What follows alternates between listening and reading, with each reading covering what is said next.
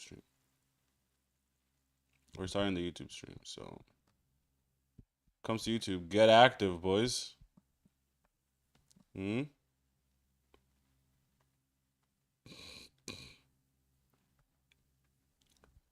Get active. Fucking an actress. Sorry. All right.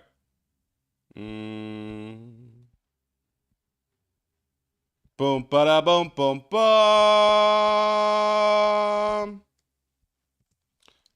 Let us get into yet another Professor Jiang. All right. Right now, there are three major vulnerabilities of the American military. Yes. And I'll just go one by one. But the first is political will, the lack of political will, meaning that the American population is not supportive of this war.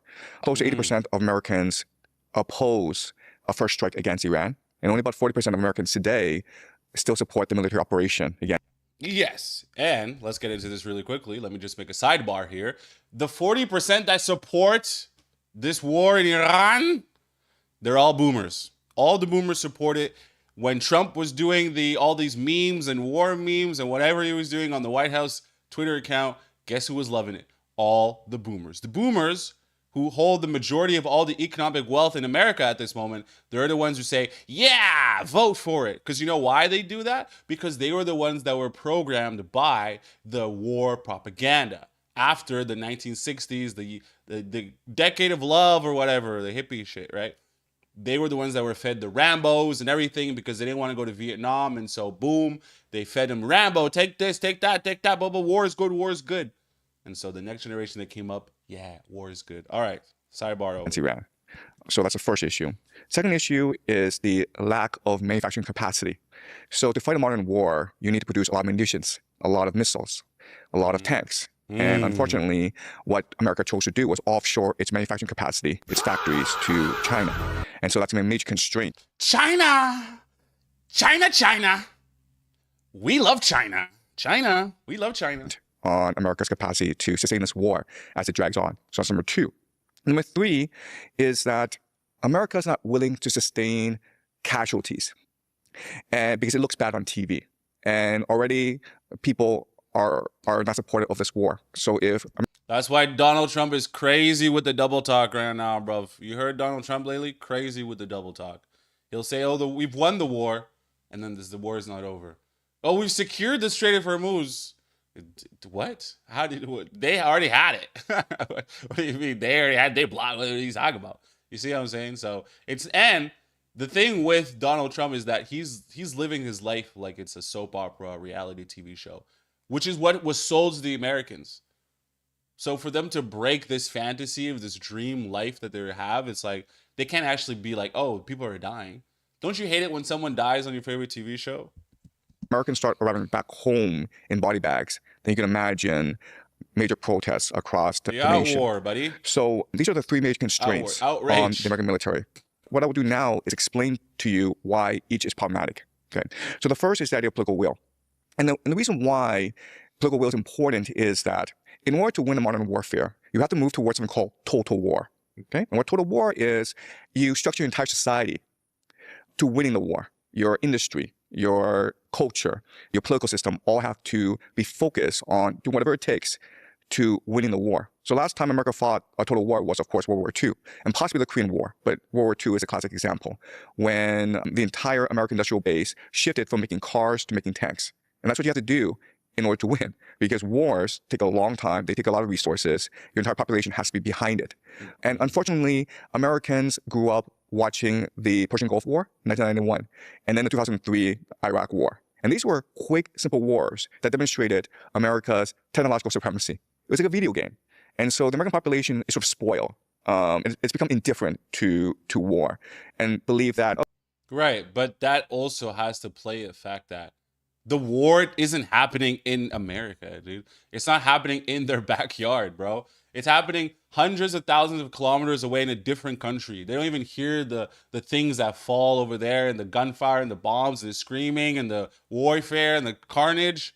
They don't hear it. To them, it's like, oh, it's just a game. Look at this. It's on TV. Like I've already told you guys, man, when the news has time to make graphics and banners in Photoshop about the war, it's like, dude, come on, man. It's a joke. okay, you know, it's going to cost us a lot of money, and it's not moral, and it's terrible that these civilians overseas are going to die, but it's not really a problem. See? So, in other words, I doubt whether or not the American population is willing to make the sacrifices necessary in order to win this war. Is this concept of the aura of invincibility that America has? Right, okay. The hubris of America. Right. So, the idea of the aura of invincibility is how America projects power, right? So America doesn't want to fight a war. America just wants to scare people. And so the way that America has fought wars these past 20 years is using 3 pillars, okay? These 3 pillars are aerial supremacy. So Americans don't send in ground troops. They just attack from the air. And you can't really do regime change from the air. You have to do it from the ground. So the way they compensate for this is by using proxies, right? So you look at the wars in Libya and Syria, where these rebel groups, these insurgents, were supported by American air power. Okay, that's number 1. Number 2 is using propaganda. So controlling the media narrative through New York Times, through the CNN, through social media, trying to give the illusion that this war is just, this war can be won really quickly, and there will be no consequences to this war. And the third is the US dollar, which is that the Americans have the world reserve currency, therefore they can bribe anyone and everyone to do their bidding, right? So you look at the wars in Syria and Libya, where these insurgent groups were funded by CIA operatives with endless like cash bags. Right. But as these countries are becoming more wise to the tactics of America, they are taking themselves off of the American dollar as reserve, right? They're taking themselves off of that. They're taking themselves off of that, and they're putting themselves in their own groups that allows them to operate without having to be under American influence, which is vitally important, because the more America has itself in a stronghold and has itself as the American dollar is in the reserve of all these countries, then it just keeps all these countries tied to America. So what better way to get rid of the superpower than to just cut off their source, you know? Right. And these 3 pillars give the illusion of the aura of invincibility and invincibility, which is America cannot be defeated. The problem is that it's just an illusion. It's just theater, right? So when you run up against an enemy who doesn't care, who's like, I'm going to fight you to the end because I don't really believe you, and also I'm not afraid to die, and also you're attacking my home, and I'm not going to just surrender my home to you, then this illusion shatters. And that's the problem in Iran right now. And so when this illusion shatters, then you have to move towards total war, which is, okay, now I have to commit my resources to actually winning this war. And unfortunately, Americans aren't willing to do that yet, right? So the classic litmus test is gas prices. How much are Americans willing to pay for gas prices? And, you know, if right now your concern is gas prices, it probably means you don't really care about winning this war, right? Because if this war continues, it's not just gas prices that are the problem. It's going to be a national draft. It's going to be economic collapse. It's going to be riots in the streets. It's going to be almost civil war in America. That's what you have to do if you actually want to win this war. That's how wars are fought and won in the modern age. Total commitment, total focus in win this war. And again, I think this also carries over into the idea where you see how he's talking about the war, the riots and all this sort of carnage that's going to break out into the streets if America really has to put their foot down and win this war. A lot of countries don't have to deal with this. Most countries have to deal with this, in my opinion. Most countries have to deal with this. The Americans don't have to really deal with that. So that's why a lot of foreign countries see America as like, oh, this paradise land where everything is safe and clean and beautiful. And it's because it's all propped up on this idea, like he's saying, the idea of this aura of invincibility. Again, the question is, do the Americans have the political will to fight and to win this war? And this is a big question mark. And for America to muster the political will, you would also need to see a radical transformation in American society, from one that's a focus on more liberty, individual rights, to more authoritarian mechanisms. The national draft, of course, is the classic example. And so there are ways that you can muster political will. Okay, so false flag operations are one way, right? So back to World War II, right? What dragged America into World War II? Pearl Harbor. Before Pearl Harbor, most Americans were dead set against intervening in the wars in Europe and in Asia. But Pearl Harbor changed all that. It's possible that as this war drags on and more Americans die, then there'll be a surge of patriotism and more Americans will volunteer to fight this war. It's also possible that as the economy gets worse and worse, as people lose their jobs, as the stock market falters, and people feel a deep sense of anxiety and desperation, they believe that it's important to maintain the empire. Okay, so these are all possible. Bro, how are you going to maintain an empire when no one can get a job right now, bro? Have you been on the current job market? It's like a humiliation ritual. You go on there, you say, hey, I want to apply for working at this shoe store. Oh, can you do a quick test so we can know if you're a perfect match for this role? Bro, it's just like, come on. It's like everything is like a dancing monkey scene out here, bro. It's wild. But you will have to make a transition in order to sustain this war. And right now, we're not really sure if America is willing to make the sacrifices necessary. Okay, so that's one big question, political will. And you will need this in order to fight total war. Okay, so that's the first problem. Second problem is manufacturing capacity, right? So again, the issue is that these past 20 years, especially with the collapse of the Soviet Union and the coming of the unipolar moment, America has financialized, meaning that America is the world's hegemon. And so everyone wants to invest in America because they believe it's the safest and best place to invest. And so you have all this money coming from the Middle East, from Japan, from China, from Russia, from Europe. And so Wall Street takes this money and then recycles it into the American economy and creates all these risky financial assets called derivatives in order to recycle all this excess capital, all this. It's so crazy to think that there's people that are so high up. It's like playing chess to them, bro. They just create things. They just manufacture this, print money here, move assets like that, create a collapse of the entire financial system, and they just don't even bat an eye about it. They just go back to drinking their orange juice and mimosas. It's so wild to think that there's that sort of disparity in society. And the thing that is the most bother is most people that will say to you, oh, they are coming after us. They. And it's like, why are you concerned with things that you can't even affect change? Individually, you can't affect change, right? If you want to change something, change it. But you have to change yourself first and then hope that the people around you change. Because the droplet of water you're going to do in the ocean to try to change the corrupt system that is the American, I guess, military industrial complex, it's not happening, bro. Not on my watch, not now, maybe. Liquidity. This is what led to the 2008 subprime crisis, when Wall Street thought that it was invincible, it was too big to fail, it started to engage in all the sort of like risky behavior, and it collapsed the global economy. Right, that was the 2008 financial housing market crisis. And also, they were just handing out loans like it was candy, bro. No pre-approval, no credit checks. Subprime, they were called. Do you know what subprime means? If Prime is here, if Optimus Prime is here, subprime is his little brother, and he's significantly of lower value. They were just handing out terrible mortgages to anybody, bro. So, hey, shout out to the Americans for conning all of us for thinking that we could live the American dream. And it was only quantitative easing, the intervention of the Federal Reserve, that saved Wall Street as well as the American economy. But the problem with 2008 is nothing changed, right? I think that only one mid-level executive was put in prison. And in fact, there were many executives who got bonuses after they collapsed the economy. Wow. So we are still... Classic white people failing upwards. ...in a period in America where there's massive financialization, where it seems as though the entire economy is a Ponzi scheme. And so there are two major bubbles right now. There's the AI data center bubble, which is, these companies, 7 of them, spending trillions of dollars in building these data centers, creating a product that no one actually needs or wants, right? That's the first problem. Second is the private credit bubble, which is very similar to 2008 great financial crisis. So America is addicted to finance. Or another way of saying that is America is addicted to gambling, right? So if you're rich, you put your money in the stock market. But if you're not rich, you're young, you gamble, right? There's all these gambling sites now that are very popular, that are accessible. Meme coins as well are a great example of financialization. It's gambling, right? Cryptocurrency, gambling markets. It's all this get-rich scheme that's being promoted in America. So in order to fight this war, you can't do that because you need to...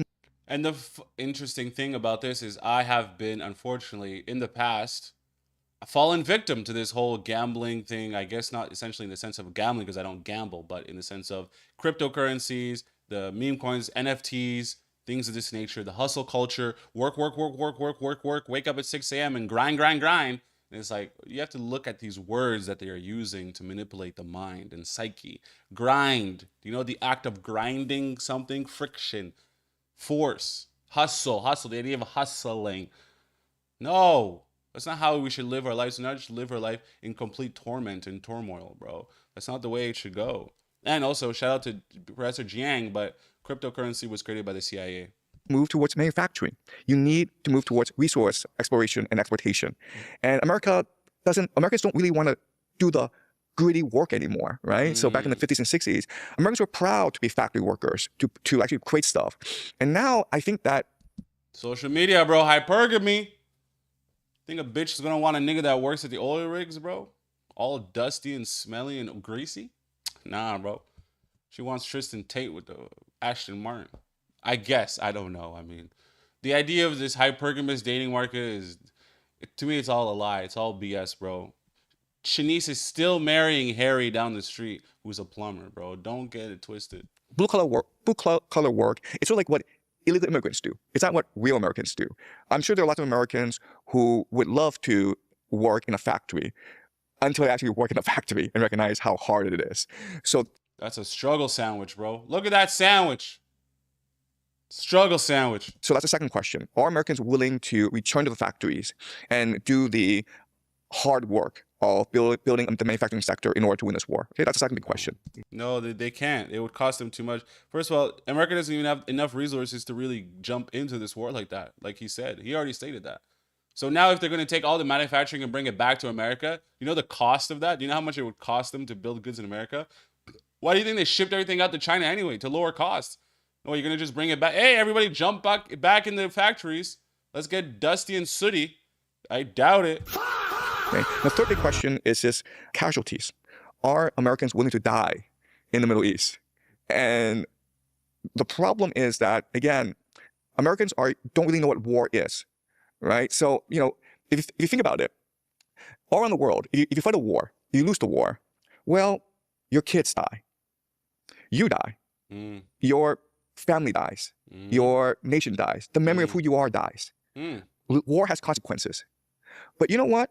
These past 40, 50 years, America has fought many wars, and it's lost many wars. It lost Vietnam, it lost Afghanistan, it lost Iraq. And the consequence for America is this. You have these 4-star generals put in front of Congress, where for a couple of hours, they're harangued by congressmen, and they feel kind of, uncomfortable. But that's it, right? Like, there's been no consequences for America when America loses a war, and that is ahistorical. That's not normal. And unfortunately, this time it's different. If America goes into Iran with ground troops, if it's committed for 4 or 5 years, if America loses this war, it means the collapse of the American economy. It means the collapse of the global economy. And it means the collapse of the petrodollar, the American dollar as a world reserve currency. It basically means Americans are now poor. So these are 3 big questions. One is the nation able to unify politically around the idea of winning this war in the Middle East, to believe that it is a cause worth dying for? Second question is America willing to transition its economy from financialization back to manufacturing? Which would actually mean radical social transformation. And the third big question is, how much sacrifice are Americans willing to make in this war? Are they willing to die in the Middle East? Okay, and I don't think so. All those 3 questions is I don't think so. No, the answer is no. But I'm not Jiang, okay? But he did say at one point that even if, like, Donald Trump is so stupid that he actually might be a genius, that even if he lost the war, the manufacturing or the oil production would still go to the US and Canada, and he would still be an export of that. And because they have so many different factions around the world, they can control the seas. And so through exportation, they would still actually be more viable than whether they won or lost the war. So, I mean, I don't know if that makes any sense to you guys, but sure. Whoa, what's this? What the fuck is that? Hey there, Delilah. It's in New York City, and I went to see 50, and he said he got me bitty, and I knew. Girl, I'm just a... All right, guys, let's get into it. We got a lot to get into today. Let's get into it. This guy did something, and you guys like it, or you have questions about it. Sykkuno drama has to be the most chronically online tale of debauchery I've ever seen, as a 34-year-old man LARPing as a naive anime boy to get the attention of women wouldn't work in any other situation. For those who aren't chronically online, Sykkuno is a famous streamer who has been caught cheating on his long-term girlfriend. As it turns out, he has been... Okay, guys, come on! We're gonna attack the guy because he's an adulterer? or that he wants to cosplay as a teen boy. Sliding into the DMs and comment sections of other creators using the cringiest pickup lines possible. His technique... Oh, I've been there. What was the one that on my... It was, should I spit in your mouth tonight or later? I can't think of the rest of them, but that was the one I was sending to all the goth girls for a time. Appears to be LARPing as Deku from My Hero Academia, even speaking in the same weird over-the-top anime boy voice that people tend to parody. Well, you're actually so much braver than I thought. Only 'cause you're here. Only 'cause you're here. Nigga. Nigga. Only 'cause you're here. He just released a response to the cheating scandal, and it's basically him saying that he apologizes and takes full responsibility. His girlfriend also gave a statement. He should have never apologized. Ultimately concluding that she's staying in the relationship. This has led to even more memes about the fact that he can cheat and basically get away with it, as despite his actions, he's not facing real consequences except being clowned on online. However, none of this would be a particularly big deal if Sykkuno didn't act the way he does on stream. It's just the fact that he so intently put so much effort into speaking with that weird anime dub voice that has turned this otherwise boring story into an entertaining one. What's my type in a girl? Do you mean like Pokemon? Grass? My favorite Pokemon is... I like Bulbasaur. Voices in anime. You guys, this is all about an anime voice? Come on, man. Yo, community, why are you guys throwing these videos in my reaction tab? Why? You want me to react to just anything that you guys find on the internet? You find it amusing? Or you guys just are rage baiting me because you guys know I don't like stupid things? My chat knows I hate celebrity culture, bro. But you guys constantly just check this out, xCephasx, check this out. It's like, shut up. Especially English dubs, always seem to be a bit over the top and unnecessarily expressive, and when people copy it in real life, it sounds genuinely ridiculous. However, we can also look at the fact that he has cheated on his girlfriend so many times as an example of parasocial relationships taken to their extreme logical limit. By being famous on social media, the dynamic between him and the women he interacts with is skewed, as they may be more likely to trust and talk to him once they see his reputation as a famous streamer. Once a person is in the public eye, their responsibilities shift to ensuring a higher standard of ethics. There are people who don't do this, of course, but the fallout tends to be astronomical. For all intents and Nigga, I ain't no role model. The fuck? purposes, Sykkuno just demonstrates that this power dynamic works in his favor, even if he's a massive cornball and actively self-sabotages his own riz. In short, the Sykkuno cheating scandal takes what would ordinarily be boring news and hypes it up to 11 due to the fact that a 34-year-old man is LARPing as a real-life anime dub to hit on women. What meme would you guys like me to give? Listen, guys, the whole game is fucked up. We're all LARPing. I'm LARPing as a streamer, unemployed black man. Yes, this is me, LARP. We're all LARPing. Nine Vicious is LARPing as some sort of British pop artist alternative thing. I don't know. The whole game is crazy, bro. But that fact that this made news, this is news? The nigga's talking in anime voice? Arigato! Goofies, bro. Get me out of here. Chat pause due to scroll. Sure, nigga. You want to see something? Scroll, nigga. Scroll on these nuts. All right? Scroll on these nuts, nigga. Call your bitch up. Tell her to scroll on these nuts. Sons of Anarchy, guys. I've really been digging Sons of Anarchy. Have you guys seen that? I mean, just listen. I know it's been a minute, but Sons of Anarchy is fire. Let's jump into the $1 million, multi-billion dollar money, billions money thing that Mark Zuckerberg, money meta, money mega. I love Sons of Anarchy.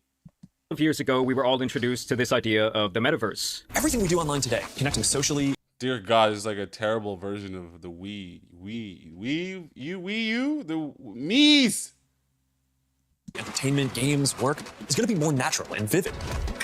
Whoa, that's a little too realistic. This was advertised as the next big movement in our civilization, something that would transform the way we socialize, learn, work, and even live. And you're going to be able to do. All right, let's take a second here. Let's take a beat. Let's take a beat. So we're already on the internet. But now with augmented reality and virtual whatever, we can enter a new place an even deeper layer of the internet that allows us to interact and see our friends and family in real time, right? This is the cell. Think about this. The sort of plastic surgery arena, especially going on in Korea and other places that are really obsessed with beauty, because of social media, they call this effect the Snapchat filter effect. You go to your plastic surgeon to get your face changed up and plastic surgeried, not on what you think you want to look like or what you think would be better, but what you think is, or actually, based on your Snapchat filter. Okay, let me repeat that one more time because I fucked that up, bro. You get plastic surgery based on your Snapchat filter. Okay? The way your Snapchat filter makes your face look, you go to the surgeon and say, I want to look like this in real life. So we're already using the internet to affect real life, right? Your online currency is so much more stronger than anything that exists. And I guess the metaverse couldn't do that. Sorry, guys, for ranting. Almost anything you can imagine. Get together with friends and family, work, learn, play, shop, create, as well as entirely new categories that don't really fit how we think about computers or phones today. And we call this the metaverse. We believe the metaverse will be the successor to the mobile internet. But in the present day, over $80 billion has been burned. The new world order Hey, yo! 80 billion? I'm telling y'all niggas, man. Some of y'all niggas can't even get a fucking job, but this nigga can burn through 80 billion on a stupid side project. It's a ghost town, and the lights are mere days away from being turned off forever.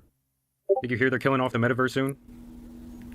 What? This is the story of the collapse of Mark Zuckerberg's dream to own your reality, and why his VR vision turned into a nightmare for Meta. I just can't believe someone created this entire world, and nobody is inhabiting it. They said this was going to be the hottest place to be on a Friday night. Yeah, I don't know what it is, guys, but something about this actually does make me kind of sad.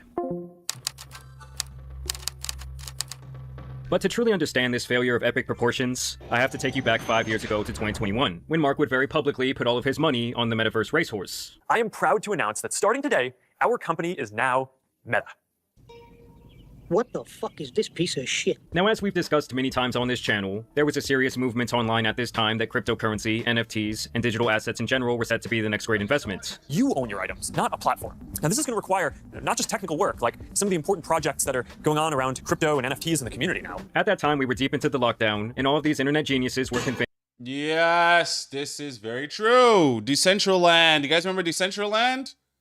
I was getting into, I was already doing 3D animation, but I was going to start making virtual clothing for Decentraland as assets to sell in that. It's like, bro, a lot of this internet stuff was just so much fluff. Hence that this would be the time period where people fully transitioned into living their life online. You know, they really thought that this shit was going to be like WALL-E. So let's hover over to the driving range and hit a few virtual balls into space. Yeah, we did that yesterday. I don't want to do that. Your expressions, your gestures, that are going to make interactions much richer than anything that's possible online today. One definition of this is it's about a time when basically immersive digital worlds become the primary way that we live our lives and spend our time. And Mark really wanted to lead the way, creating not only his own digital marketplace, but an entire universe that he claimed would one day be inhabited by billions of people. You know, by the end of the decade, we hope to basically get to around 1 billion people in the metaverse doing hundreds of dollars of commerce each, buying digital goods, digital content. Where is everybody, man? This is kind of just creepy up in here. No harassment, no homophobia, no racism, spelled wrong, no portal hopping. So yes, I guess Mark's entire dream was that people would have been chilling in parks like this. Back then, Mark thought that everyone would have their own little virtual abode, where they would wear their digital clothing and hang their NFT artwork. Have their friends over from all over the world for a virtual gathering. They could have... Question, I need an answer. Yeah. Do I have to earn credits to pay for virtual things? Essentially, it just becomes real life again. If I'm going to build a house in the metaverse, why don't I just use that time to build a house in real life? This idea, really, when you take a step back, you realize how stupid it is. Their NFTs displayed in the house. You put on your glasses or headset and you're instantly in your home space. It has parts of your physical home recreated virtually, it has things that are only possible virtually, and it has an incredibly inspiring view of whatever you find most beautiful. Boy. Oh, hey, Mark. Hey, what's going on? Hey, Mark. What's up, Mark? Whoa, we're floating in space? Who made this place? It's awesome. Right? Boz, is that you? Of course it's me. You know I had to be the robot, man. I thought I was supposed to be the robot. Whoa.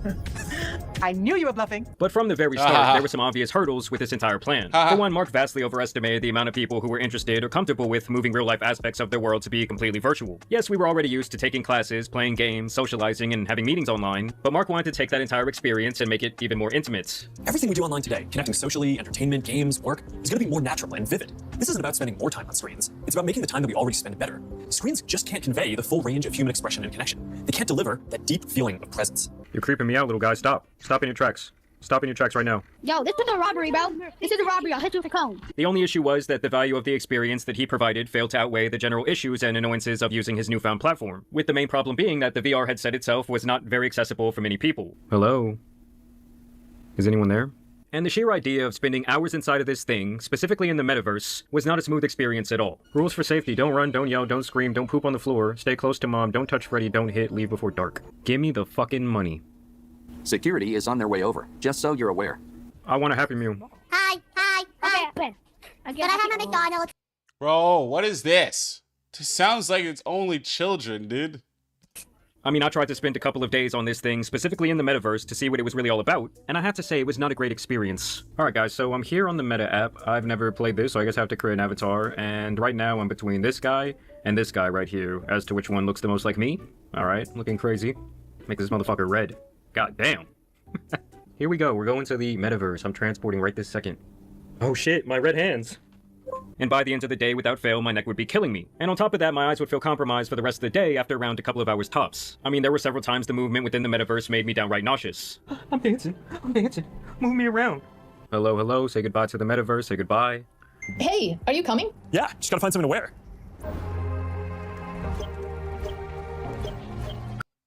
Even in the metaverse, Mark Zuckerberg has no drip. What a crazy reality, dude. All right, perfect. Look at that yes, drip. Mark essentially hedged this $80 billion bet that he could financialize our daily social interaction. He thought that because he did this once with Facebook, he could have the foresight to accomplish it once again. He wanted to create a proprietary reality where he owned the hardware, the tax on every item sold, and even the virtual real estate to boot. When you first put on your He essentially wanted to rule the world. God damn it, dude. The man said, hey, it's not enough that you have to pay the taxes to the government. Why not enter my planet and world where you essentially do the same thing you do out there, but I take a percentage of everything and I become insanely richer. You know what? As an entrepreneur, you have to take risks. He took a big risk. He burned $80 billion, sure. Money that in a lifetime most people will never see, or 99% of the planet will never see $1 billion hit their bank account. But the idea that he bets big but lost big. So we have to ask ourselves then, what is he going to do to clean this up? How do you get back 80 billion? What's the next horizon, you know? VR headset or open horizon, you're gonna land in your own personal space. Somewhere that you can design and decorate and make your own, invite your friends to hang out, get work done, or just relax and use it to jump into any experience. And despite the fact that many people out there, including myself, have been interested and willing to purchase VR technology, and despite selling millions of these units, the metaverse platform failed to crack even a couple 100,000 active users a month at its peak. To make a comparison, the Roblox universe, which is arguably everything that Mark wanted to bring to his worlds when it comes to community and building, gets over 80 million active users a day. I think I see a real person over there. Let's go say what's up. Yo. Damn. Yeah, what's up, amigo? How you doing, my man? Everything good? Yeah, this is my first day in the Horizons or whatever. Well, you should take advantage of these days because I hear some word that they're shutting down the whole thing. Now, Roblox did this successfully because it captured the attention of a generation organically, and of course a whole lot of absolute creepers. Whereas Mark, on the other hand, tried to buy it with $80 billion. In the next 5 or 10 years, a lot of this is going to be mainstream. And a lot of us will be creating and inhabiting worlds that are just as detailed and convincing as this one. So that was a fucking lie. And like I said, I do. Why can I hear the saliva on the back of that nigga's throat, dude? What the fuck is that? Who have experience with VR playing the boxing game, Resident Evil, Beat Saber, and their NFL simulator for hours at a time. And never did I have such a shitty experience like I did for the last 2 weeks in the metaverse. Here you have one of the all-inclusive restrooms where you can take your virtual McPiss. This is my high and seek. Great blob. Everyone bet? All right. Well, then guess what? Bye. I mean, the graphics themselves are This seems like a place where everyone just wants to be a dictator, bruv. Downright putrid. Like they are worse than something that you would see on a PlayStation 2 that came out almost 30 years ago. Yes, I know that made someone out there feel very old. Now this shit is just getting downright creepy. This guy right here staring into my soul. It's like they know they're about to be wiped out here in a couple of days. Happy birthday, Trip. There's the man of the hour. And when this thing first launched, it was even worse because no one had fucking legs. This is something that has now been memed into eternity after it took them years to even attempt to give people the right to the lower half of their bodies. There's one more feature coming soon that's probably the most requested feature on our roadmap. Legs? Legs. Legs, I know you've been waiting for this. I think everyone has been waiting for this. Our first milestone is making it so you could use your avatar across all of our apps and in VR.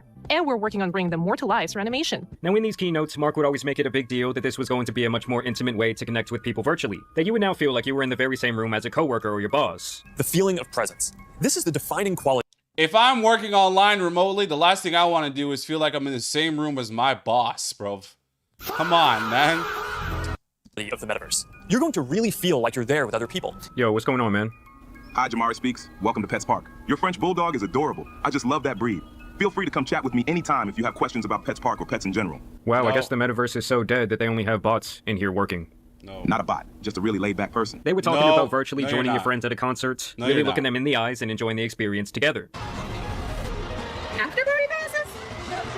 Yes!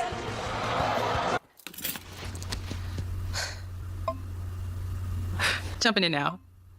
What if there was an after party that anyone could go to, no matter where they were? This is why. You see, the problem with this is that it's the only way this works is if it literally replicates reality one for one, right? You add in the gamification of video games and the idea of video games and building stuff and doing that. But the graphics are so realistic that when you put on the glasses, you don't know whether you're looking at real life or you're looking, you know what I mean? That's the only way this metaverse thing works. That's it. And they failed to do that. An accountant talking to a fucking dinosaur. It was just about the stupidest idea of all time. Hey, check this out. Oh, there's swag. And I do have to say, with the spatial sound, this intimacy is accomplished in a certain way, but I would not exactly describe it as positive, as I did have several conversations with people as I was messing around in this bastardization of a world. Hello. Wait, are you at Hoka something? You look red. Yeah, I'm sunburnt. You wanna play this game? We'll put on you now. Wanna play that game? So I guess we're doing like a murder mystery. Yeah. Oh, damn, where'd you get a gun? Let me have a firework, but I won't kill you. Oh. Doing this for the whole time, so you're no freaking murder. Wow. What's up, big dog? What's up? Can you hear me?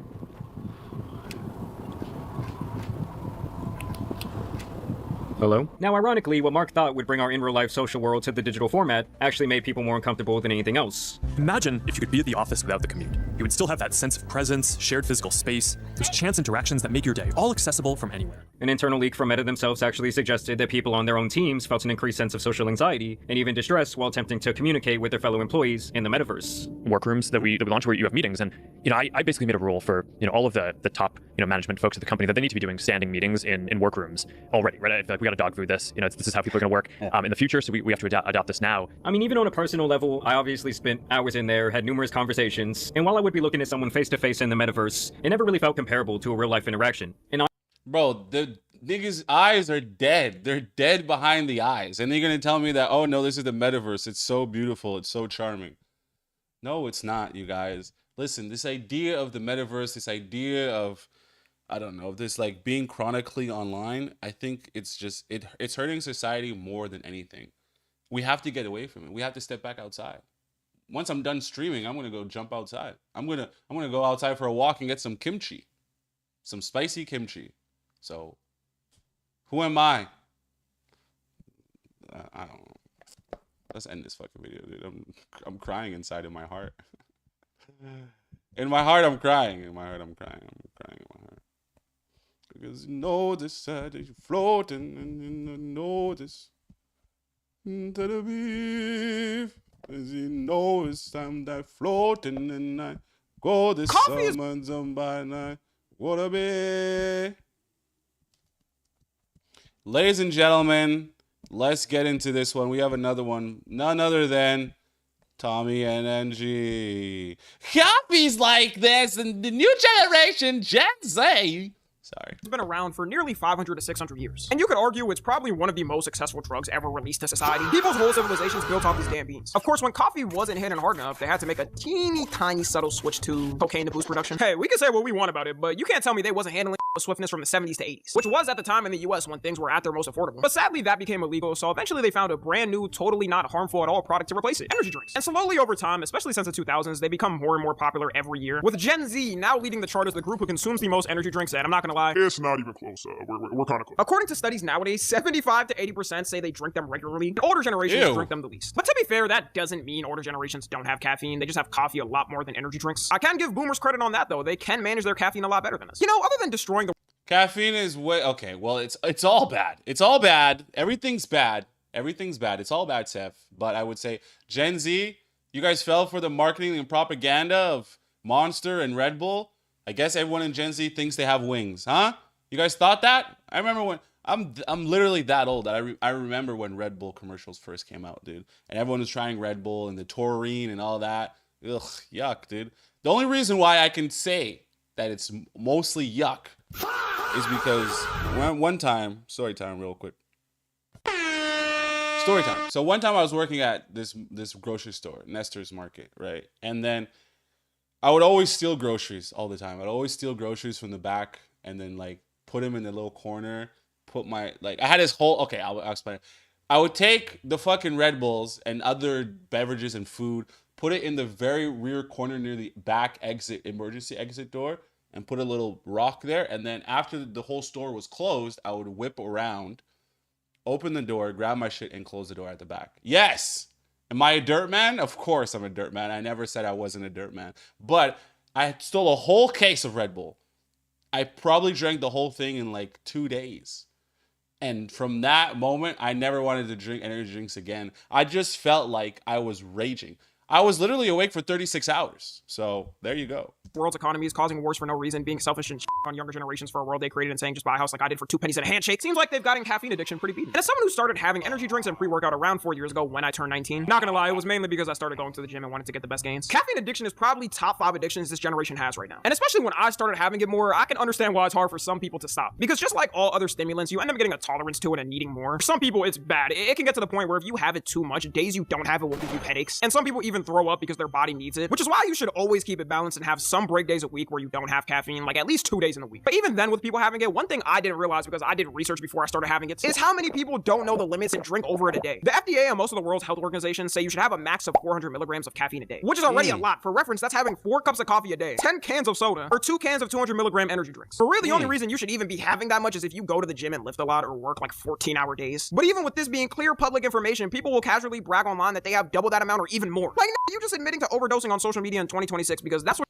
Bro, you can get heart murmurs, heart tremors, cardiac arrest. There's a whole bunch of slew of things that can happen to your body, bro. Because think about it like this. It's like a machine, right? It's like, okay, I'll break it down for you kids because y'all are children, right? So take Need for Speed, right? Brian, he's in his whip. He's driving. He hits the NOS. He zooms past Toretto. But now imagine the NOS never running out. How are you going to hit the brakes when you're always constantly using NOS? Your car is just going to give out. It's going to stop.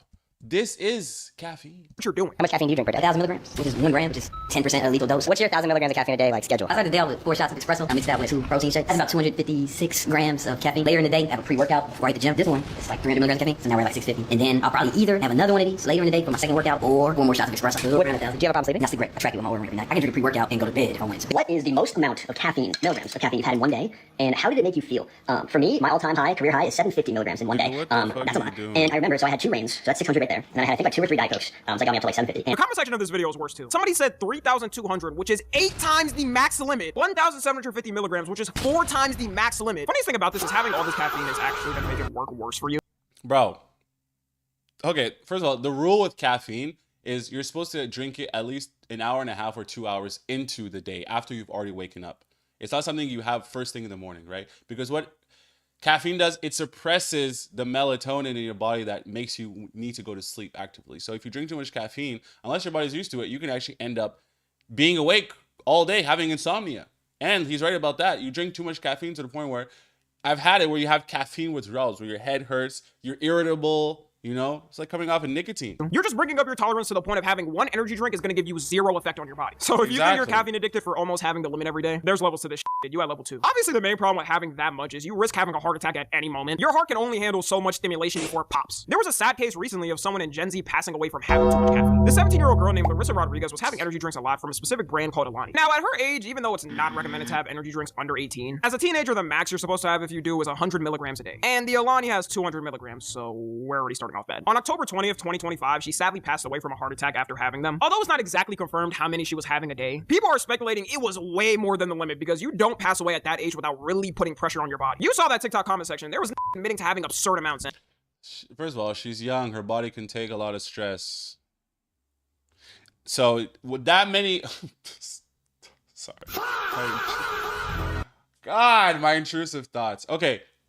When you're that young, your body can recover from most injuries or substances that you put inside of it, right? So it could probably tolerate that. So you have to think about at what level and how much was she actually realistically consuming that her body had just said and then went bah, and then funeral everywhere, sad, tears, you know? And even they didn't pass away. The biggest thing going around was that she was having 6 of them a day, which would be 1,200 milligrams a day. 3 times the daily limit, by the way, for an adult. And if that's really true, it's so crazy how people don't check the limits of shit anymore. The fact that no one in her life told her she has to stop having that much because it's gonna make her die faster is crazy. If I had 1,200 milligrams of caffeine a day, I'd probably be able to run around the whole world 3 times and still be good. For her body, she definitely got used to it, which is the problem. And now her family's trying to sue the company, saying they didn't have enough warnings about excess caffeine use, even though it says it right on the can. Or you could search up the health factor. Bro, what are you talking about? There's no lawsuit there. Contains 220 milligrams of caffeine per serving. Not recommended for children, people sensitive to caffeine, or pregnant women, or women who are nursing. So if you're going to school and you're part of the nursing program, you can't drink this. It's not for you. But does it say, warning, do not consume too much caffeine, it is bad? It doesn't say that. So from a legal standpoint, talking semantics, I think she has a case here. Here's my card. Let's get this. Online and instantly know the limits. Rest in peace to her, obviously. Tragic death, but this lawsuit is not going to go anywhere. This will be the equivalent of someone who died from alcohol poisoning suing the beer company for giving them that much alcohol. Also, what the f were the parents doing? They should have especially asked her about her energy drink habits since she was having... Yeah, but most parents, it's like, you're not drinking alcohol, right? You're just drinking an energy drink. They don't even... It doesn't even fathom to them that there's dangers here, right? It's like, come on. You think most parents know that energy drinks are dangerous? So much. My mom to this day still gets on my ass for having any type of caffeine, and I'm not gonna lie, she's right. Low-key, in general, no one should be having caffeine preferably. The tolerance comes up no matter what, even if you drink coffee. But if you are gonna be drinking it like most people in the world do, you should at least be hitting the limit max and not going higher than it. It also doesn't help that energy drinks have turned into a hobby for people. Like, why does everything have to be a hobby, man? TikTok is ruined doing any type of thing. You have people show off their collections of energy drinks like they're a car collector. They can point out every single chemical compound in each drink like they're Walter White.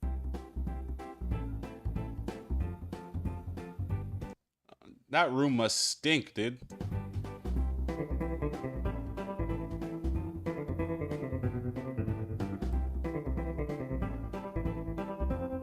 This is an expensive hobby. I don't know how they're getting all these different types of cans. Okay, well, not expensive like being a car collector, but a 12-pack energy drink is usually like 30 bucks, so it adds up. The closer you are to them, the more you're gonna want to drink it. So it's probably not the best idea if you already take a lot of caffeine now to stack up on it. Energy drinks won't be calling your name midday like the Green Goblin mask. Now, in defense of all this caffeine consumption, because one may wonder why Gen Z has so much, it's a couple of reasons. One being... Oh, sorry. I like Now, in defense of all this caffeine consumption, because one may... All right, there we go.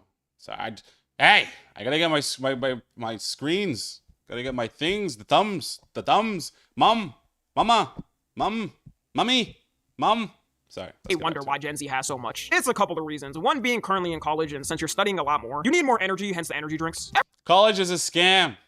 Every generation has had their things for colleges. Back then, it was taking out your stress on a cigarette pack, or taking coke to make the 7 a.m. test. Also going to the gym a lot more, which, like I said, is the reason I even have it on my days off I don't. If you're coming from working a long day and want to hit the gym after, most people need a little something to pick themselves up. Another thing some people might be surprised by is partying. There's been an uprise in bars serving drinks with energy drinks intertwined, or just drinks having it themselves. Some people completely replace having alcohol with just an energy drink and go to a concert. The alcohol industry might be dead by the time we're old. They're practically begging for the youth to drink. But we have morals, alright? We draw the line at getting blackout drunk. We'd rather be getting heart attacks by 30, or getting severely addicted to gambling that we lose our life savings. It could also be that statistically Gen Z right now is the most stressed generation. Whether you believe that or not, every time a generation is feeling stressed, there's always something to help with that cope. One of the other reasons for the uptick is it seems like everyone has an energy drink now. I can't even count on my hands how many celebs have come out with their own custom energy drinks. The Rock has one, Kim Kardashian has one, Logan Paul and KSI, which we all remember. Kids were getting cracked out thinking a Prime energy drink was just like their apple juice, only to all of a sudden be able to bench 500 pounds 5 times in a row. Parents don't truly check on their kids anymore because how's your kid casually having caffeine at 8 years old and 10 years old and you don't even know? Even Barron Trump, Donald Trump's son, announced he's releasing one in May of this. W. Trump. We like energy drinks. We love that. Energy drinks are great. I think the consumption of any substance needs to be controlled and everything must be done in moderation because with anything, you build up a tolerance. So it doesn't matter. So make sure you take a break intermittently with whatever you're consuming and consume responsibly. Young children should not be consuming caffeine. Gen Z, you're stressed, but life is not that bad. Well, I mean, after you finish college, which is a scam, then you get into the job market, which doesn't exist. So I guess the caffeine works. But don't you think that the caffeine is increasing your stress? Food for thought. Food for thought. Food for thought. I like that. That was good. That was funny. I'm a funny guy. Hey, Seth. Hey. What's going on? Oh, nothing. Not much. Just wanted to say. Funny guy. Funny guy. Oh, it's almost 7 o'clock, guys. I'm not even done to stream. Vitali, Marlin, OnlyFans, or Cavlicular? All right, let's get into it then. Let's get into it. Hi, guys. I'm Clav.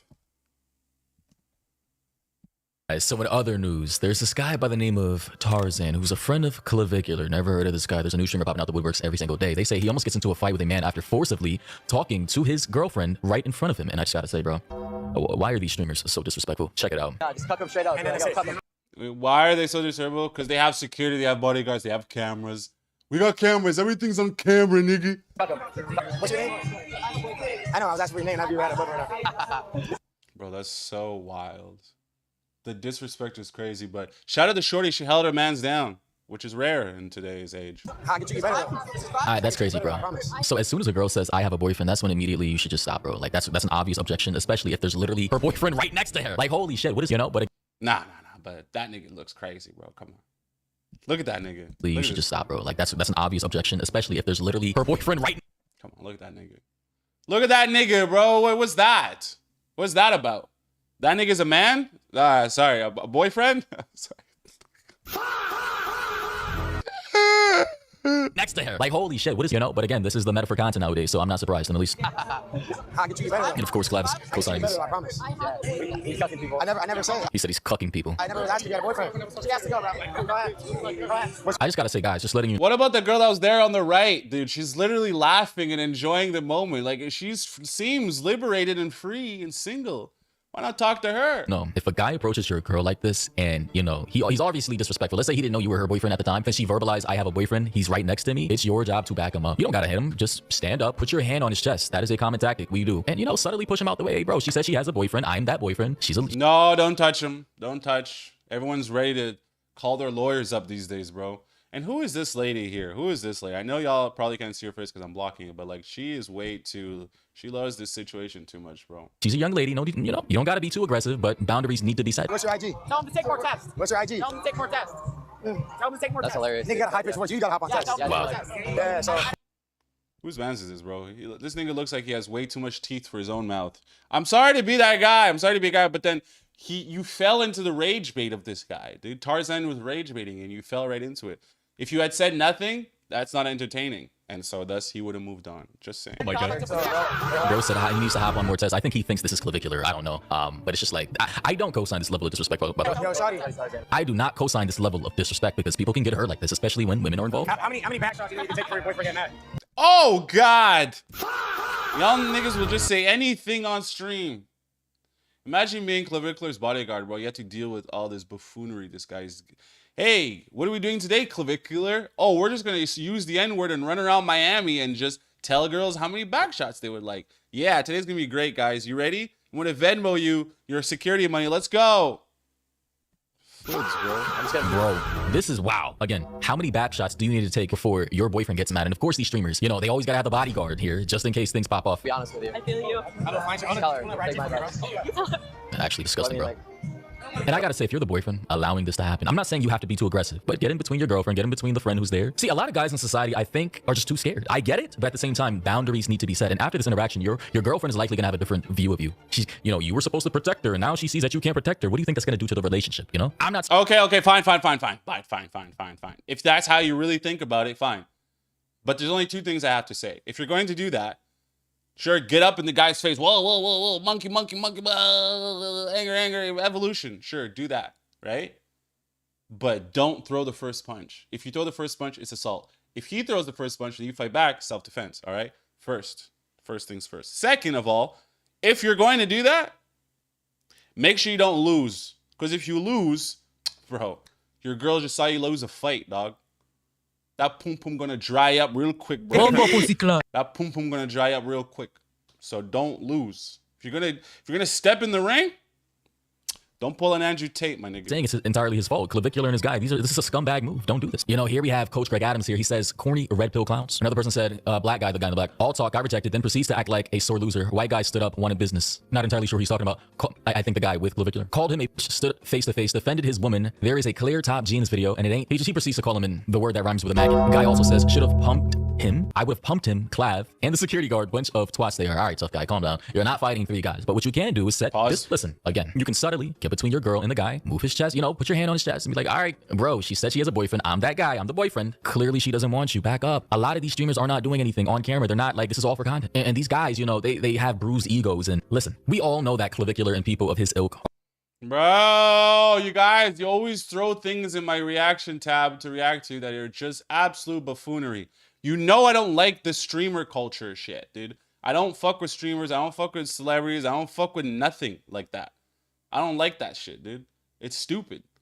The idea of that is dumb to me. The idea of worshiping, parasocial, yuck.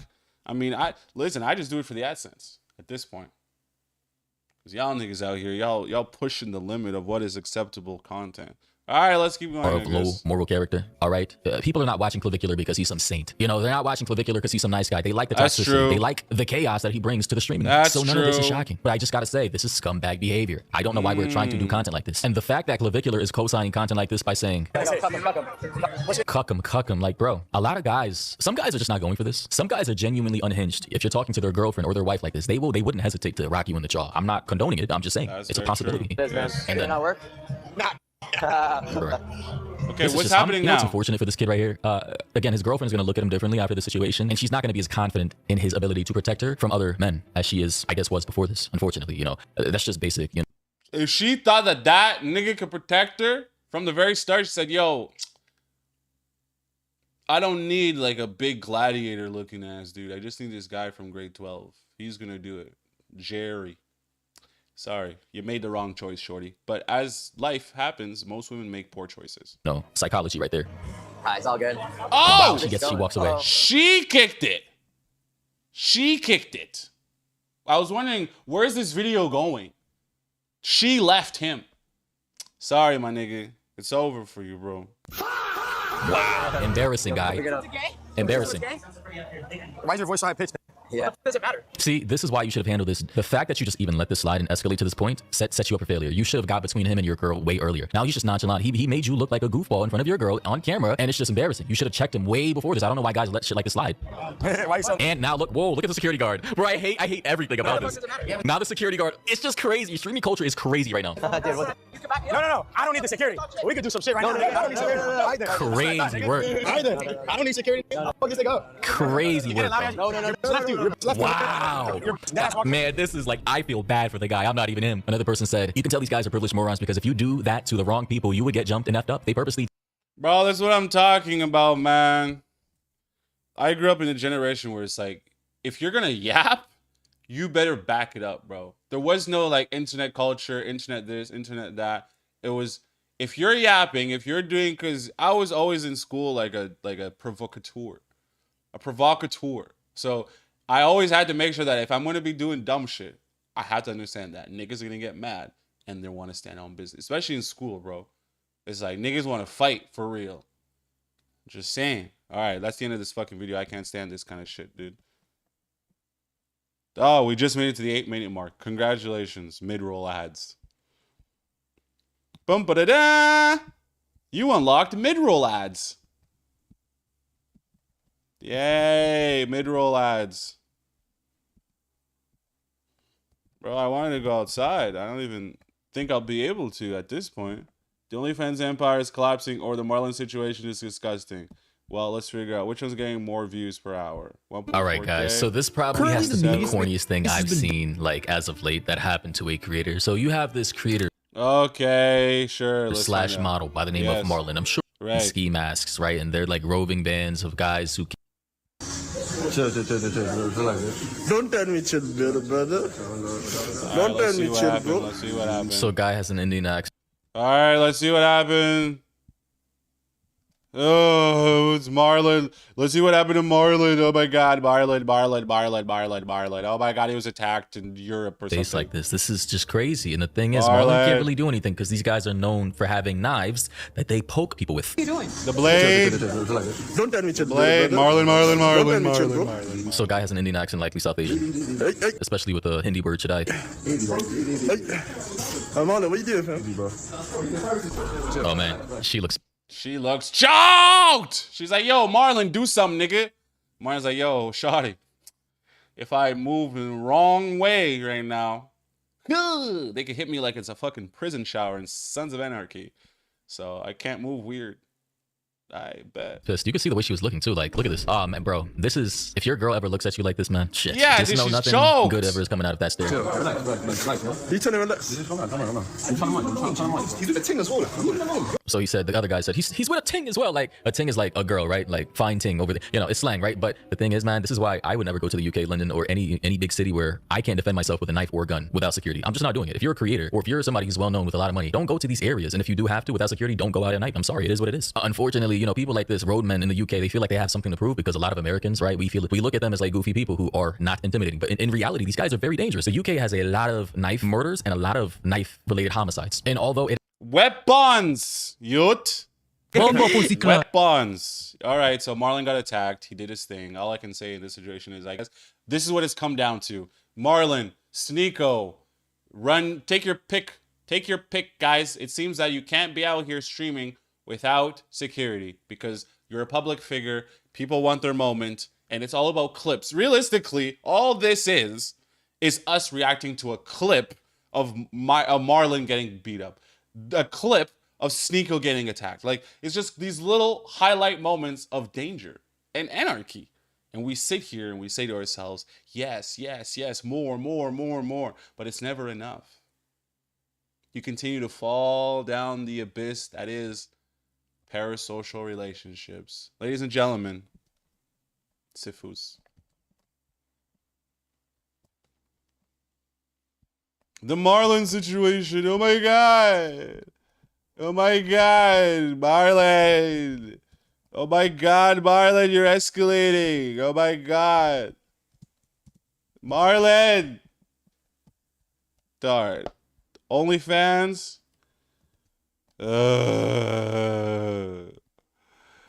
We love the fans. Only the fans. We love them. Fans only. Let's get into this. Dominated by how much some top earners are making on.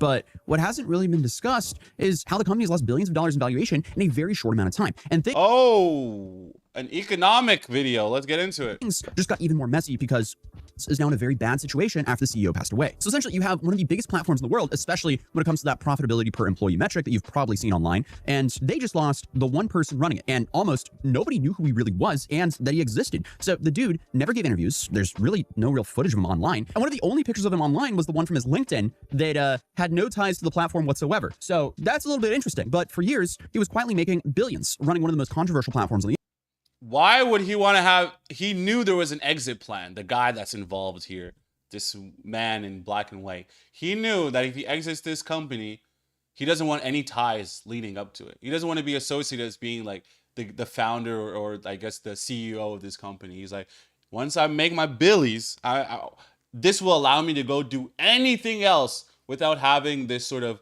shame or scarlet letter attached to me, right? Because as with anything, it's like when Becky decides that she wants to go start doing XXX films, she can't just turn around and just become a nun after, bro. It's unacceptable, you know? So this guy was smart. Shout out to him. Shrewd business people. Shout out to business. Internet. But then, in just the last month, he passed away and left the entire business in limbo. So, I mean, to catch everyone up to speed here, OF was created in 2016 by a guy named Tim. Well, I guess his exit plan was to go right to God. Well, what else can you do but love him? Stokely. He was the youngest kid in the family from Essex, England, and he spent years trying to launch internet business after internet business and had a whole lot of failures. And the guy burned through a whole bunch of his own money and goodwill from friends and family, to put it lightly. But his dad, Guy, real name by the way, he watched multiple projects go essentially nowhere and had funded more than a few of them. So when Tim came back with yet another idea, he went, okay, here's £10,000 and that's the last one I'm funding. Little did he know though, that money became the seed funds. And the original structure was simple. Creators set a monthly price, subscribers paid it, and the platform keeps 20%. And I guess the creator walks away with 80%. Tim's original pitch wasn't necessarily focused on adult content, but the idea had been open to anyone who could build a paying audience, including adult creators since 2017. And from the start, it was a family operation in the early days, with Tim's brother, Tom, running the operations, and their father, Guy, handling the finances. Guy, I guess, was just their guy and father. And that one group, I guess they figured out the model faster than anyone else. And that showed up in some serious numbers, because in 2018, the platform was getting traction, but running headfirst into some structural problems. The payment processors that made it possible to, actually collect the money from the subscribers weren't a big fan of the adult side of their business. And obviously, no payment processing means no business, full stop. So Tim sold it. And the buyer was someone that almost nobody had heard of, and nobody would really hear of him for many years. Wow, so that one hurdle, after all the failures that the guy had, he went and asked daddy for one more payout. And daddy said, here's 10 G's. And then he actually turned it into something successful. And then the payment processor said, nah, man, we ain't running with that. We ain't running with that smut you trying to slang on the internet, bruv. So they said, hey, let's sell it. And after they sold it, boom, kablooey, kablow. Years to come. His name was Leonid Ravinsky, who was born in Odessa, Ukraine in 1982. His family relocated to Chicago while he was still a kid, and he studied economics at Northwestern University and graduated in 2002. And from that point forward, he essentially built an entire career at, scaling internet companies while keeping his name almost completely out of circulation. And even after he became the owner of one of the most talked about platforms on the planet, a single photo of him made the rounds, the same one over and over, which was attached to a LinkedIn profile that described him as the president at Leo.com and, completely left OF out of the picture. So essentially what we know about this guy is he lived in a $19 million waterfront property in Miami, but he gave 0 interviews. He made no public statements. He was, I guess, for every practical purpose, someone who did not want to be found. What he was always doing, however, was running his own things, and he'd been building internet businesses since he was a teenager. And by his mid-20s, he'd built and operated more than 10 websites, developing a deep understanding in, I guess, the mechanics of adult content or entertainment, and how that whole payment structure works, and how he can get that to work without getting banned. And since he understood how this industry works, when he was presented with the chance to buy, he did so in 2018 for $30 million. And it's safe to say that was a phenomenal investment for him, because holy cow, he bought this company for $30 million? And now it's valued at what? $6.63 billion? And then once the guy, the head honcho who decided to grow this company to this evaluation, he decided to leave, who else are you going to replace him with, dude? This is the guy that knew how to build internet companies and deal with the dark side of payment processing, and he knew how to do it. And now when he leaves, what are you left with? Have you ever been on a school bus and the bus driver just gets off? Where are you going? Where are you going, Ranjit? School is not done. In 2019, the platform processed around $300 million in total payments and cleared around $7 million in profit. Then a year later, that gross payment volume hit $2.2 billion. Then by 2021, it was approaching $5 billion. And none of these numbers were being announced, but the company files with the UK as required. But Leonid had no interest in turning any of these numbers into some massive press release like many other entrepreneurs would. But then came that moment that probably told you more about OF than anything else, because in August of 2021, the platform announced it was going to ban explicit content. Now that was confusing to a lot of people, because that kind of sounds like if Burger King announced it was going to stop selling burgers. So why would they ever do that? Well, it makes sense a little bit later on when you get the full picture. But obviously, the response from the creators on their platform was immediate and very clear. So 6 days later, the ban was reversed, and I guess that just showed the creators that they're the product. They actually have the power here of this platform. Because at the end of the day, the platform cannot exist without the creators and the consumers paying for it. So the reason all this actually matters becomes a whole lot more clear once you look at the numbers, though. Because in 2024, they processed $7.2 billion in total transactions between the fans and the creators. OF's cut of that was about 20%, and that came out to $1.41 billion in net revenue. That is a behemoth of a company. But after expenses, pre-tax profit landed at $684 million, with the entire operation ran by only 46 full-time employees. That is insane. And then Leonid's personal payouts track the platform's growth as you would pretty much expect, because yeah, but usually with tech companies, you don't need to, depending on how big you want to build your company, but most companies, it's actually better to be lean. It's not a flex like it used to be to have a company with 50,000 employees. That's not a flex, because even a company with that big of an employee staff, they're not necessarily making the OF numbers, right? So it's better to be lean, especially with tech, because the arbitrage is so high. You want to be leaner. You can do a lot more with proper coding and proper automations and digital systems than you can with manual labor, right? So the reason why most companies have staffs of like 50,000 employees is because there's a lot of, I guess, labor involved, and it's not necessarily tech-based. 2021, he collected around $284 million. In 2022, he collected $338 million. In 2023, he collected $472 million. And then in 2024, he collected $701 million, which works out to about $2 million per day, every day for the entire year, which means the total earnings pulled between 2021 and 2024 were just under $1.8 billion from a company that he paid roughly $30 million for. That might be one of the best investments of all time. But at the same time, the distribution between the creators is wildly uneven because, you know, you have this whole notion where a bunch of people would start an OF. Right, and they believed that, hey guys, I'm on OF now and I'm going to become a multimillionaire like the likes of Sophie Rain. Wrong. It's very skewed, like anything in life. A very small percentage of people make the most, okay? Whereas the rest of everybody make the least. And make a whole bunch of money. But for the most part, that's not true. It's very similar to how Twitch is in a way. I don't really like drawing comparisons between Twitch, but you know, you have a handful of top streamers on Twitch that make a crazy amount of money, and then the average streamer makes way below minimum wage. And that's the case with as well. But I mean, that's just a whole nother topic for itself. But the thing is, by 2025, Leonid was looking for a buyer. And it didn't take long for him to realize, selling this platform is going to be a challenge. Because on paper, I mean, the investment is insane. Over $1.4 billion in annual net revenue, profit margins that most businesses would consider borderline unbelievable, roughly 380 million registered users, and fewer than 50 people on payroll. If you strip the context and handed someone the financial statements, they would assume they were looking at some sort of tech unicorn that had figured out everything. However, the context is the biggest problem here, because a large portion of the institutional investors, you know, the ones with actual capital to do a deal at this scale, they operate under something called vice clauses, which are restrictions embedded in their agreements with their own backers that prevent them from putting money into certain categories. Because often, I mean, these firms don't only use their own money, they have liquidity providers or people who invest money into them, and they operate as a hedge fund, and then they deploy other people's money with the end goal of... Exactly. So a lot of these rich white men don't want anything to do with that smut. So just because the venture capitalist has money to put into the possible purchase of OF, there's a couple of people standing right behind him being like, No, Junior, do not invest my money there. Do not invest my money there. I don't know why the white guy is Nigerian, but of, you know, beating the S&P 500 in annual return. And a lot of people just don't want their funds to go into, you know, investing in these vice businesses, which considers adult content, tobacco, gambling, and weapons. So regardless of the numbers, a lot of the most obvious buyers are essentially blocked from even writing the check. Then you have the operational risks, which are, you know, Visa and MasterCard. They've already shown that they could, you know, threaten to cut off payment processing for adult platforms. And this is exactly what pushed OF towards its failed 2021 ban. And since the platform is almost entirely reliant on subscription revenue, it has to go through payment processors that take somewhere between 5 to 10% in fees on top of the 2 to 3% fees from the most regular, you know, Visa and Master, which is far above the usual 2 to 3% that most regular businesses are charged from payment processors. So obviously that is a tax on their margins, and now they're dependent to payment processors. And not only that, but there's also a regulatory pressure. So the UK communications regulator, they hit with a £1.4 million fine in early 2025 for a weak age verification practice, which, you know, might not be the biggest deal for them financially, but it's a pretty clear sign of where this enforcement is going. And then you have that. No, it's terrible. It's terrible, bro. And this all started also, the reason why that came into play with OF and the reason why it was hit with that, like the sort of fine based on the age verification is because OF, that lady that broke the P-Hub thing, she broke the P-Hub about how P-Hub was just allowing anyone to upload any sort of content on their platform, regardless if it was safe or violent or whatever the case. They had a terrible verification system on there as well. So they had to sort of up that. So that's the internet, as we can see, is becoming a lot more regulatory. Do we like it? Do we love it? Do we hate it? Should I review next? All right, sorry guys. Yeah, that's it for today. Yeah, that's it for today. Let's end it there. Yeah, guys, that was today's stream. We had a lot to get into today, and we got into it, guys. So I appreciate each and every single last one of you. Yeah. All right, gang. You already know who it is. It's your boy, xCephasx.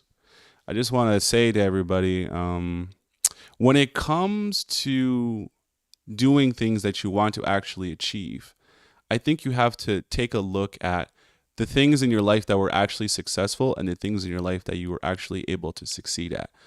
Because as we get older and as we continue to strive towards our objective and goals, it's easy to get sidelined by the current situation.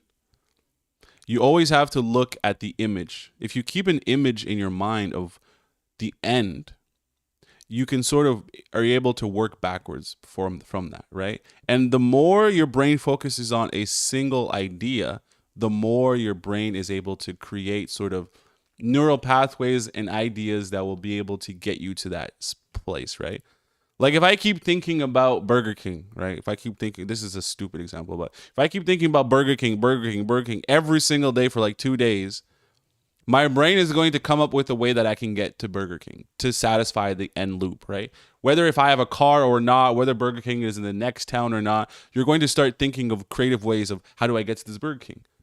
Do I find change around the house? Can I walk? Can I take a bike? Can somebody give me a ride? Maybe if I hit up every single friend in my DMs asking them for $1 so I can buy, you know what I mean? Your brain will start to break down the idea into more manageable aspects. So it's important to keep whatever big idea you have, because even if you fall short, and I hate this theory and idea or this what do you call it? A cliche? I hate this cliche, but aim for the stars and land among the moon or whatever the fuck the thing is, right?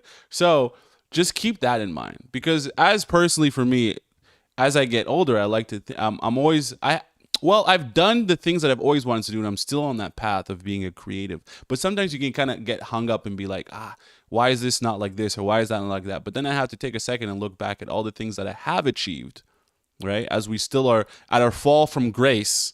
We're still at our fall from grace currently, guys. But we're not working at the employment specialist, and we're not doing manual labor anymore. We're focusing straight up on making content.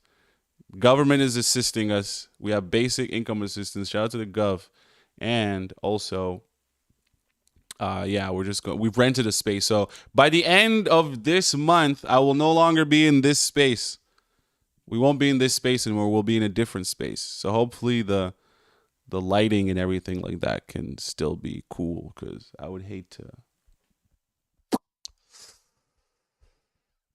to lose this cool aesthetic. Anyway, guys, that's what I'm saying. So don't let your terrible situation you're in right now affect you. Make sure you stay strong, and make sure you remember who you've always been and who you are.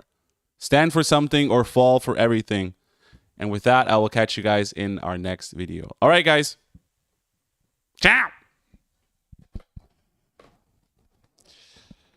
Okay, guys, that ends the stream officially. What was that? A 2.5 hour stream? All right, I'll take it. I'll take it.